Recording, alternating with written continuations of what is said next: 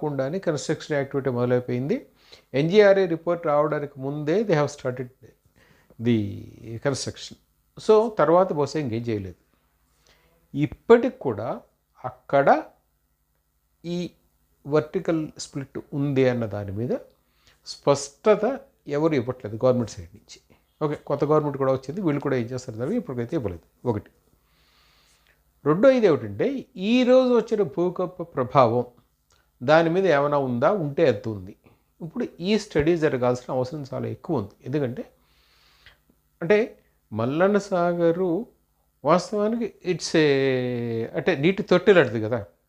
ఇప్పుడు అక్కడెక్కడైతే తీసుకొచ్చి దీంట్లో నీటిలో నింపారు 50 TM. అంటే ముందు అదేదో 1.7 TMC అనేది అనుకున్నారు మొదట, తర్వాత అలా పెరిగింది.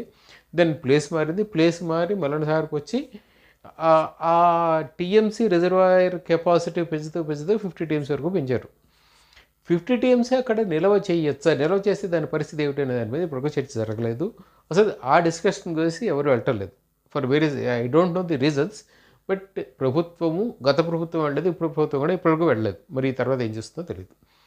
సో అక్కడ కనుక వర్టికల్ స్ప్లిట్ ఉంటే కింద ఉంది అనేది ఎన్జీఆర్ఏ రిపోర్ట్ అని అంటున్నారు.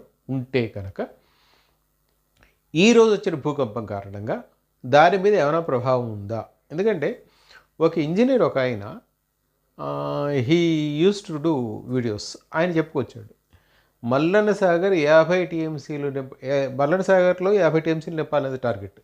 మల్లన్న సాగర్ 50 TMCలు నింపడం అనేది సాధ్యం కాదు. No government can ever fill it completely because of this.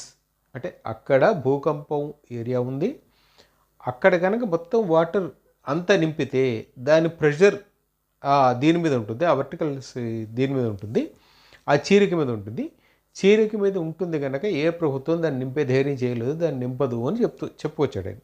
Okay, అది ఎంతవరకు కరెక్ట్ నాకు తెలియదు కానీ. అండ్ అంతకు ముందు కూడా కొన్ని రిపోర్ట్స్లో ఏమిటంటే అంటే ఆల్మోస్ట్ 300 to 400 kilometers డిస్టెన్స్లో భూకంపాలు వచ్చిన దాని ప్రభావం కూడా ఇక్కడ వరకు ఉంది అన్న ఒక స్టడీ వచ్చింది. ఈ నేపథ్యంలో అసలు ఈరోజు జరిగిన భూకంపం యొక్క ఇంపాక్ట్ మల్లన్న సాగర్ మీద కానీ, ఎందుకంటే ఇప్పుడు భూపాలపల్లి కేంద్రంగా జరిగింది. భూపాలపల్లి కేంద్రంగా జరిగితే ఇప్పుడు మనం చెప్పుకున్న 3 ఇవి ఉన్నాయి కదా, ఏది బ్యారేజెస్, సుందిళ్ళ, అన్నారం,